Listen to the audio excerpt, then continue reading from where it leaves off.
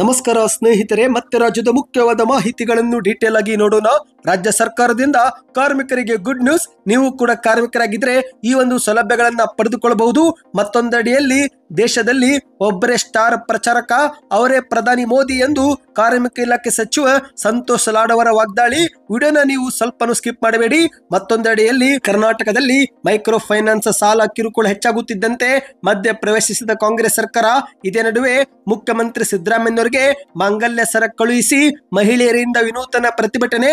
ಏನಿದು ಮಾಹಿತಿ ನೋಡೋಣ. ಮತ್ತೊಂದೆಡೆಯಲ್ಲಿ ಕೇಂದ್ರದ ಬಜೆಟ್ ನಲ್ಲಿ ಒಂದು ಮುಖ್ಯವಾದ ಘೋಷಣೆ ಆಗುವ ಸಾಧ್ಯತೆ.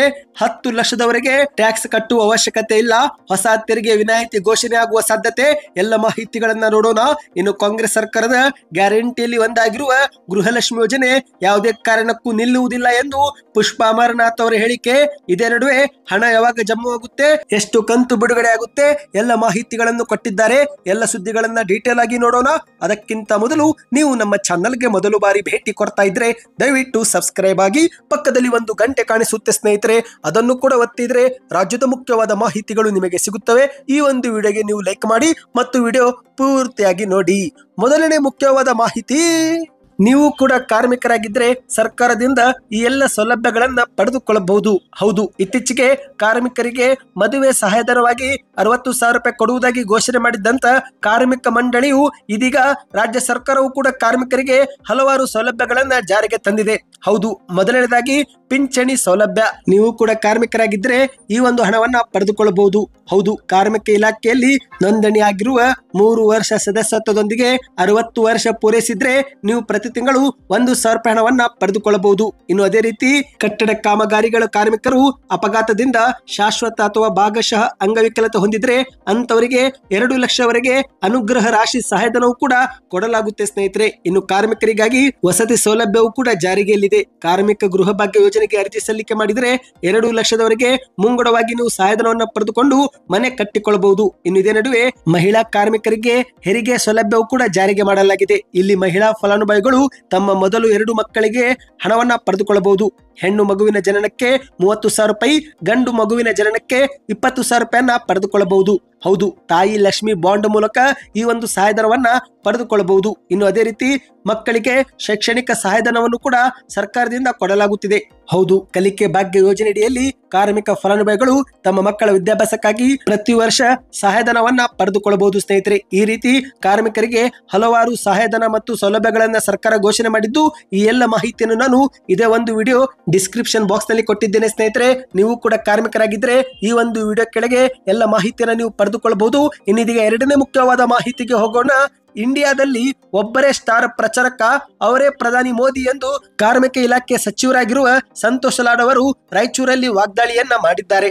ಹೌದು, ಇಂಡಿಯಾದಲ್ಲಿ ಒಬ್ಬರೇ ಸ್ಟಾರ್ ಪ್ರಚಾರಕರಿದ್ದಾರೆ, ಅವರೇ ಪ್ರಧಾನಿ ಮೋದಿ ಸಾಹೇಬರು. ಹಾಗಾಗಿ ಎಲ್ಲ ಪಕ್ಷಗಳ ಪ್ರಚಾರದ ಕಾರ್ಯದ ಜವಾಬ್ದಾರಿಯನ್ನು ಅವರಿಗೇನೆ ಕೊಟ್ಟು ಬಿಡುತ್ತೇವೆ ಎಂದು ಸಂತೋಷ್ ಲಾಡ್ ಅವರು ಲೇವಡಿಯನ್ನ ಮಾಡಿದ್ದಾರೆ. ಹೌದು, ರಾಯಚೂರು ಜಿಲ್ಲೆಯಲ್ಲಿ ಸುದ್ದಿಗಾರರೊಂದಿಗೆ ಮಾತನಾಡಿದಂತೆ ಇವರು ದೆಹಲಿಯ ಚುನಾವಣೆಯಲ್ಲಿ ಸ್ಟಾರ್ ಪ್ರಚಾರಕರ ಪಟ್ಟಿಯಲ್ಲಿ ಮುಖ್ಯಮಂತ್ರಿ ಸಿದ್ದರಾಮಯ್ಯ ಅವರ ಹೆಸರು ಇಲ್ಲದ ವಿಚಾರಕ್ಕೆ ಪ್ರತಿಕ್ರಿಯೆ ಕೊಟ್ಟಂತ ಸಂತೋಷ್ ಲಾಡ್ ಅವರು, ಸಿದ್ದರಾಮಯ್ಯನವರು ಸಾಮಾನ್ಯವಾಗಿ ಬೇರೆ ರಾಜ್ಯಕ್ಕೆ ಹೋಗುವುದಿಲ್ಲ, ಇಂಡಿಯಾದಲ್ಲಿ ಒಬ್ಬರೇ ಸ್ಟಾರ್ ಪ್ರಚಾರಕರಿದ್ದಾರೆ, ಅವರೇ ಮೋದಿಯಾಗಿದ್ದು ಅವರಿಗೇನೆ ಸಾಕಷ್ಟು ಸಮಯವಿದೆ.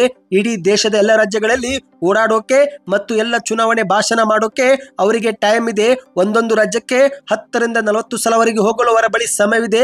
ಅದಕ್ಕಾಗಿನೇ ಅವರೊಬ್ಬರೇ ಸ್ಟಾರ್ ಪ್ರಚಾರಕರಾಗಿದ್ದಾರೆ ಎಂದು ಪ್ರಧಾನಿ ಮೋದಿ ಅವರ ವಿರುದ್ಧ ಲೇವಡಿಯನ್ನ ಮಾಡಿದ್ದಾರೆ. ಇನ್ನು ಇದೇ ನಡುವೆ ಕಾರ್ಮಿಕ ಇಲಾಖೆ ಸಚಿವ ಸಂತೋಷ್ ಲಾಡ್ ಅವರು ಗರಂ ಆದ ಘಟನೆಯೂ ಕೂಡ ನಡೆದಿದೆ ಸ್ನೇಹಿತರೆ. ಹೌದು, ಕಾರ್ಮಿಕ ಇಲಾಖೆಯ ಪ್ರಗತಿ ಪರಿಶೀಲನಾ ಸಭೆಯಲ್ಲಿ ಸಚಿವ ಸಂತೋಷ್ ಲಾಡ್ ಅವರು ಕಾರ್ಖಾನೆಗಳಲ್ಲಿ ಕೆಲಸ ಮಾಡುತ್ತಿರುವ ಕಾರ್ಮಿಕರ ಅಂಕಿ ಸಂಖ್ಯೆ ಎಷ್ಟು, ಇದರಲ್ಲಿ ಖಾಯಂ ನೌಕರರು ಎಷ್ಟಿದ್ದಾರೆ, ಗುತ್ತಿಗೆ ಆಧಾರದಲ್ಲಿ ಎಷ್ಟಿದ್ದಾರೆ ಎಂಬ ಮಾಹಿತಿಯನ್ನ ಕೇಳಿದ್ದಾರೆ. ಸಂತೋಷ್ ಲಾಡ್ ಅವರ ಪ್ರಶ್ನೆಗೆ ಉತ್ತರ ಕೊಡಲು ತಡಬಾಯಿಸಿದ್ದರಿಂದ ಸಿಟ್ಟಿಗೆದ್ದಂತ ಸಂತೋಷ್ ಲಾಡ್ ಅವರು ಅಧಿಕಾರಿಗಳ ವಿರುದ್ಧ ಎರ್ರಾ ಬಿರ್ರಿ ತರಾಟೆಗೆ ತೆಗೆದುಕೊಂಡಿದ್ದಾರೆ.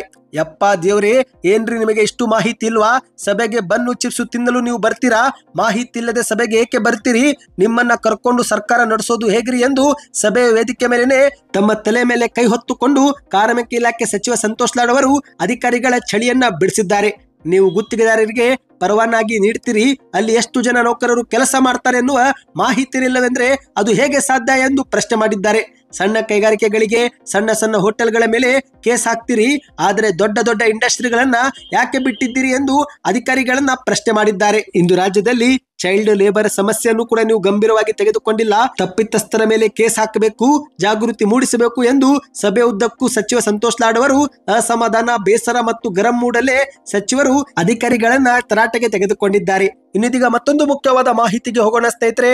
ಇತ್ತೀಚೆಗೆ ಕರ್ನಾಟಕದಲ್ಲಿ ಮೈಕ್ರೋ ಫೈನಾನ್ಸ್ ನಿಂದ ಸಾಲ ಪಡೆದಂತವರು ಸಾಲದ ಕಿರುಕುಳ ತಾಳಲಾರದೆ ಆತ್ಮಹತ್ಯೆಗೆ ಶರಣಾಗುತ್ತಿದ್ದು, ಮತ್ತೊಂದೆಡೆಯಲ್ಲಿ ರಾತ್ರೋರಾತ್ರಿ ಇಡೀ ಊರನ್ನೇ ಖಾಲಿ ಮಾಡಿಕೊಂಡು ಬೇರೆ ಕಡೆಗೆ ಪ್ರಯಾಣವನ್ನ ಬೆಳೆಸುತ್ತಿದ್ದಾರೆ. ಇದೆಲ್ಲವನ್ನು ಕೂಡ ಗಮನಿಸಿದಂತ ರಾಜ್ಯ ಸರ್ಕಾರ ಇದೀಗ ಒಂದು ಖಡಕ್ ಕಾನೂನು ನಿಯಮ ಜಾರಿಗೆ ತರಲು ಕೂಡ ಮುಂದಾಗಿದೆ. ಹೌದು, ಇನ್ನು ಮುಂದೆ ಮೈಕ್ರೋ ಫೈನಾನ್ಸ್ ಸಿಬ್ಬಂದಿಯವರು ಯಾರಾದರೂ ಕಿರುಕುಳ ಕೊಟ್ಟರೆ ಅಂತವರ ವಿರುದ್ಧ ಕಾನೂನು ಕ್ರಮ, 1 ಲಕ್ಷವರೆಗೆ ದಂಡ, 10 ವರ್ಷ ಜೈಲು ಶಿಕ್ಷೆ ಸೇರಿದಂತೆ ಕೆಲವು ಕಠಿಣ ನಿಯಮವನ್ನ ಜಾರಿಗೆ ತರಲು ಚಿಂತನೆ ಮಾಡ್ತಾ ಇದೆ. ಆದ್ರೆ ಈಗ ಇದೇ ನಡುವೆ ಮೈಕ್ರೋ ಫೈನಾನ್ಸ್ ಸಿಬ್ಬಂದಿ ವಿರುದ್ಧ ಕ್ರಮ ತೆಗೆದುಕೊಳ್ಳಿ ಎಂದು ಮುಖ್ಯಮಂತ್ರಿ ಸಿದ್ದರಾಮಯ್ಯನವರಿಗೆ ಕೆಲ ಮಹಿಳೆಯರು ತಮ್ಮ ಮಾಂಗಲ್ಯ ಸರವನ್ನ ಕಳುಹಿಸುವ ಮೂಲಕ ಹೊಸ ರೀತಿಯಲ್ಲಿ ಪ್ರತಿಭಟನೆ ಮಾಡಿದ್ದಾರೆ. ಹೌದು, ಮೈಕ್ರೋ ಫೈನಾನ್ಸ್ ಸಿಬ್ಬಂದಿಗಳಿಂದ ಇತ್ತೀಚೆಗೆ ಹಲವು ಜನರು ಆತ್ಮಹತ್ಯೆ ಮಾಡಿಕೊಳ್ಳುತ್ತಿರುವ ಪ್ರಕರಣ ರಾಜ್ಯದಲ್ಲಿ ದಿನೇ ದಿನೇ ಹೆಚ್ಚಾಗುತ್ತಿದೆ. ಇದೀಗ ಹಾವೇರಿ ಜಿಲ್ಲೆಯಲ್ಲೂ ಕೂಡ ಮಹಿಳೆಯರು ವಿನೂತನ ಪ್ರತಿಭಟನೆ ಮಾಡಿ ಪೋಸ್ಟ್ ಬಾಕ್ಸ್ ನಲ್ಲಿ ಮಂಗಳ ಸರವನ್ನ ಪ್ಯಾಕ್ ಮಾಡಿ ಸಿಎಂ ಸಿದ್ದರಾಮಯ್ಯನವರಿಗೆ ಕಳುಹಿಸಿದ್ದಾರೆ. ಹೌದು ಗೆಳೆಯರೆ, ಮೈಕ್ರೋ ಫೈನಾನ್ಸ್ ಸಿಬ್ಬಂದಿಗಳ ವಿರುದ್ಧ ಕ್ರಮ ತೆಗೆದುಕೊಳ್ಳಿ ಎನ್ನುವ ಮೂಲಕ ಒಂದು ವಿನೂತನ ಪ್ರತಿಭಟನೆಗೆ ಹಾವೇರಿಯ ಮಹಿಳೆಯರು ಸಜ್ಜಾಗಿದ್ದಾರೆ. ತಮ್ಮ ಮಾಂಗಲ್ಯ ಸರವನ್ನ ಉಳಿಸಿ ಎಂದು ಮಹಿಳೆಯರಿಂದ ಒಂದು ವಿನೂತನ ಅಭಿಯಾನ ಈಗ ಆರಂಭವಾಗಿದೆ ಸ್ನೇಹಿತರೆ.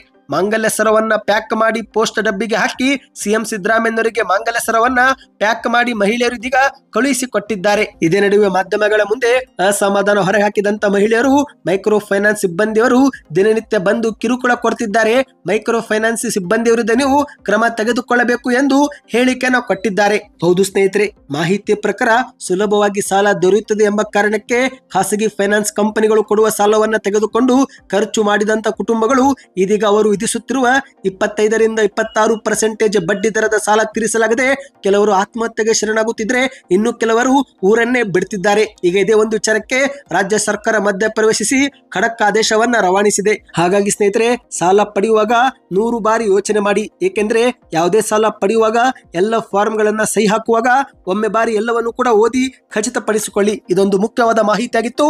ಇನ್ನಿದೀಗ ಮತ್ತೊಂದು ಮುಖ್ಯವಾದ ಮಾಹಿತಿಗೆ ಹೋಗೋಣ. ಇದೇ ಫೆಬ್ರವರಿ 1ರಂದು ಕೇಂದ್ರದ ಬಜೆಟ್ ಮಂಡನೆ ಆಗಲಿದೆ.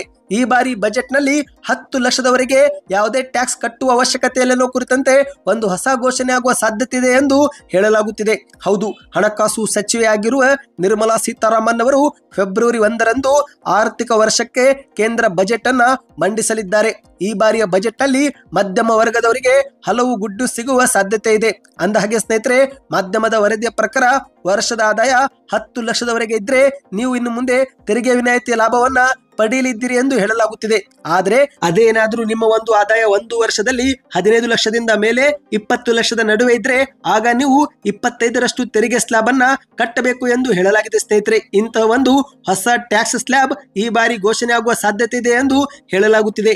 ಇನ್ನು ಮಹಿಳೆಯರಿಗೂ ಕೂಡ ಒಂದು ಗೃಹಲಕ್ಷ್ಮಿ ಯೋಜನೆ ರೀತಿಯಲ್ಲಿ ಒಂದು ಹೊಸ ಯೋಜನೆ ಘೋಷಣೆ ಆಗುವ ಸಾಧ್ಯತೆ ಇದೆ ಎಂದು ಕೂಡ ಹೇಳಲಾಗುತ್ತಿದೆ. ಏಕೆಂದ್ರೆ ಇಂದು ಎಲ್ಲ ರಾಜ್ಯಗಳಲ್ಲಿ ಕಾಂಗ್ರೆಸ್ ಮಹಿಳೆಯರಿಗೆ ಆರ್ಥಿಕವಾಗಿ ಪ್ರತಿ ತಿಂಗಳು ಸಹಾಯಧನವನ್ನ ನೀಡುತ್ತಾ ಇದೆ. ಕರ್ನಾಟಕದಲ್ಲಿ ಗೃಹಲಕ್ಷ್ಮಿ ರೀತಿಯಲ್ಲಿ, ಆಂಧ್ರ ಪ್ರದೇಶದಲ್ಲೂ ಕೂಡ ಮಹಿಳೆಯರಿಗೆ ಹಣ ಜಮಾ ಮಾಡಲಾಗುತ್ತಿದೆ, ತೆಲಂಗಾಣದಲ್ಲೂ ಕೂಡ ಮಹಿಳೆಯರಿಗೆ ಹಣವನ್ನ ಜಮಾ ಮಾಡಲಾಗುತ್ತಿದೆ. ಹಾಗಾಗಿ ಮುಂಬರುವ ಚುನಾವಣೆಯಲ್ಲಿ ಮತಗಳನ್ನ ಪಡೆಯಲು ಈಗಿಂದಲೇ ಮಹಿಳೆಯರನ್ನ ತಮ್ಮತ್ತ ಸೆಳೆಯಲು ಬಿಜೆಪಿ ಇದೀಗ ಮಹಿಳೆಯರಿಗೆ ಆರ್ಥಿಕ ಸಹಾಯಧನ ನೀಡುವ ಒಂದು ಯೋಜನೆ ಘೋಷಣೆ ಆಗುವ ಸಾಧ್ಯತೆ ಇದೆ ಎಂದು ಹೇಳಲಾಗುತ್ತಿದೆ.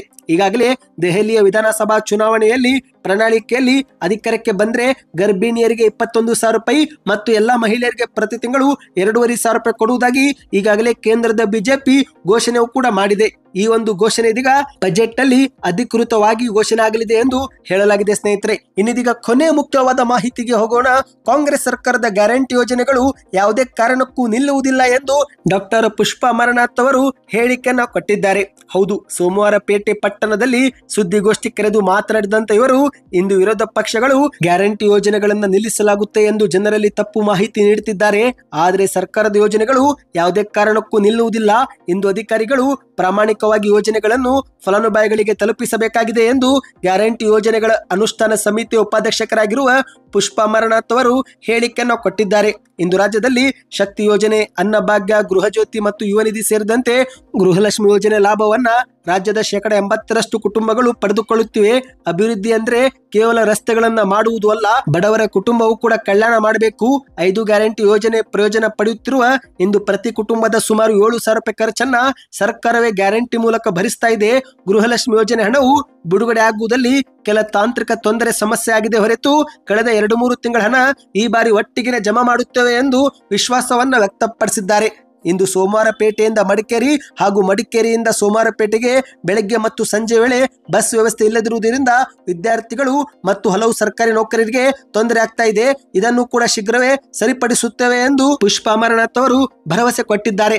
1 ವಾರದೊಳಗೆ ಈ ಒಂದು ಬಸ್ ಸಮಸ್ಯೆ ಪರಿಹರಿಸುವಂತೆ ಅಲ್ಲೇ ಇದ್ದಂತ ರಾಜ್ಯದ ರಸ್ತೆ ಸಾರಿಗೆ ಸಂಸ್ಥೆಯ ಮಡಿಕೇರಿ ಘಟಕದ ವ್ಯವಸ್ಥಾಪಕರಾಗಿರುವ ಮಹಮ್ಮದ್ ಅಲಿ ಎನ್ನುವರಿಗೆ ಸೂಚನೆ ಕೊಟ್ಟಿದ್ದಾರೆ. ಸ್ನೇಹಿತರೆ, ಒಟ್ಟಿನಲ್ಲಿ ಗೃಹಲಕ್ಷ್ಮಿ ಯೋಜನೆಯ ಬಾಕಿ ಕಂತು ಆಗಿರುವ 13, 14, 15 ಒಟ್ಟು 6,000 ರೂಪಾಯಿ ಶೀಘ್ರವೇ ಜಮವಾಗುತ್ತೆ ಎಂದು ಪುಷ್ಪಾ ಅಮರನಾಥ್ ಅವರು ತಿಳಿಸಿದ್ದಾರೆ. ಸದ್ಯಕ್ಕೆ ಇಷ್ಟೇ ಇತ್ತು ಸ್ನೇಹಿತರೆ. ಈ ಒಂದು ಮುಖ್ಯವಾದ ಮಾಹಿತಿಗಳು ನಿಮಗೆ ಇಷ್ಟವಾಗಿದ್ರೆ ನೀವು ನಮ್ಮ ಚಾನಲ್ಗೆ ದಯವಿಟ್ಟು ಸಬ್ಸ್ಕ್ರೈಬ್ ಮಾಡಿ. ವಿಡಿಯೋ ಹೇಗೆ ಅನಿಸ್ತು ಸ್ನೇಹಿತರೆ ಕಮೆಂಟ್ ಮಾಡಿ, ಲೈಕ್ ಮಾಡಿ, ಸೂಪರ್ ನ್ಯೂಸ್ ಎಂದು ಕಮೆಂಟ್ ಮಾಡಿ. ಯಾವ ಊರಿನಿಂದ ವಿಡಿಯೋ ನೋಡ್ತಾ ಇದ್ದೀರಾ ಕಮೆಂಟ್ ಮಾಡ್ತಾ ವಿಡಿಯೋನ ಶೇರ್ ಮಾಡಿ.